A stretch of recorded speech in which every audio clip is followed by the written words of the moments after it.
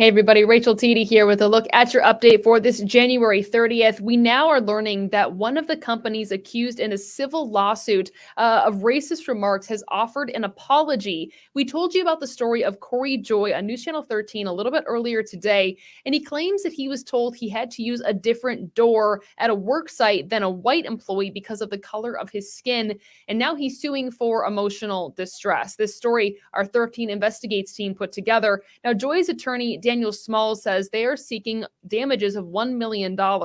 Smalls says those two companies being sued have a responsibility to prevent certain things from happening, like what Joy went through in the story that we outlined on News Channel 13 earlier today. Now, Joy was working at a construction site with Rosenblum Development Corporation and its then superintendent, Jim Schellenberger, and AJS Masonry Incorporated. Corey says he was told by Schellenberger he could not enter the same door as a white employee because he was, quote, colored. We're told that Rosenblum Development did offer an apology through Joy's attorney for that situation out of good faith. Small says they're looking for the business to instill trainings and procedures to avoid another problem like this, but Rosenblum says they already have a long-standing and continually updated anti-harassment, anti-discrimination, and diversity training policies. Now, AJS Masonry has not responded to our inquiry for comment after we reached out several times. However, Rosenblum Development did send us a statement saying, quote, upon learning of this troubling allegation, we immediately launched a swift but thorough investigation. The employee who was the subject of the complaint was terminated. We have zero tolerance for discrimination or harassment of any kind at our workplaces and our work sites, which strikes against the inclusive culture we are committed to at Rosenblum. We're told that Schellenberger was fired 2 weeks after this alleged incident happened. This is a developing story, of course, and we'll keep you updated as we learn more. But now to a really happy story that we've been following for a while now, a really good update. Less than 2 months after receiving a life-saving kidney transplant, 10-year-old Maya Charles Rivera was reunited with friends and classmates today at her elementary school in Clifton Park.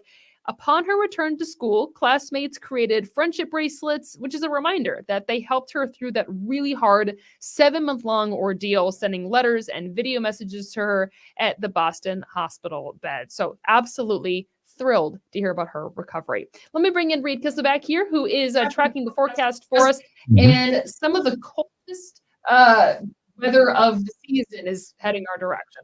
Yeah, and it's hard to believe after pretty much one of the warmest Januaries that we've had on record back into the 1800s. So crazy. It's ironic with the timing of it, especially because of that. But I mean, we're definitely overdue. So January was like, you know what? I have to at least have my 2 cents. Yeah, January. I'm going to show up for 2 days and then. January said to itself, dare to be different this year. And, yeah. Went the warmer route, where February went, no, this is how it's supposed to feel. So yeah. We got a couple more days before that colder weather gets here. Outside right now, we're sitting at 30 degrees and a little bit of some texture on the roads because we do actually have a few passing snow showers, temperatures hovering right near freezing. So if you're further to the south, you actually might be getting a little bit of rain by the time this clears on out of here. But here's a look at the satellite and radar. Mostly cloudy skies, some light snow over parts of the area. Not the steadiest or certainly going to be the highest of snowfall totals that we see from this. Most spots just a light dusting.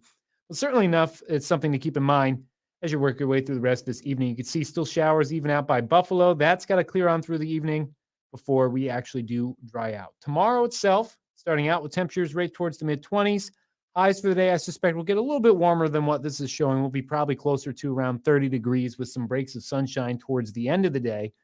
But this is a sign of what's to come for us here. We have the cold air forecast, some colder air going to start to dive down from Canada, and you're going to know some more so as we head into Thursday. You can see right over New York, we have that blue and dark purple. Take a look at the white just to the north of the Great Lakes there from Canada. That's going to push on into our region as we get to Friday and even into start of the day on Saturday. And with this, we're going to get some pretty cold temperatures in regards to highs that are going to be in the teens and single digits, and overnight lows, especially on Friday when the coldest of that air pushes into the region, has the potential to be anywhere from about 5 to 15 degrees below zero. So very cold air coming into play here. I know we up here in the Northeast are very familiar with this kind of cold. So certainly if you are dressed properly, it shouldn't slow you down too much, but still something you want to think about, because if you are not dressed properly, frostbite is going to happen to you pretty quick in these kinds of circumstances. Plus, wind chill values will make it feel as cold as 30 below at times. So definitely going to be cold towards the end of this week. Tonight, 25, evening rain and snow showers, and then drying out. For tomorrow, we are mostly cloudy. It's a little breezy at times, but colder. Wind gusts as high as around 20 miles per hour in your 7-day planner. Dry Wednesday and Thursday with a mix of sun and clouds. Highs still sitting in the 30s. Then comes the cold air on Friday. And sunny, high of 14. Overnight lows down to 8 below. Saturday sunny, but cold, high of 10 with an overnight low of around 0, which means higher elevations colder.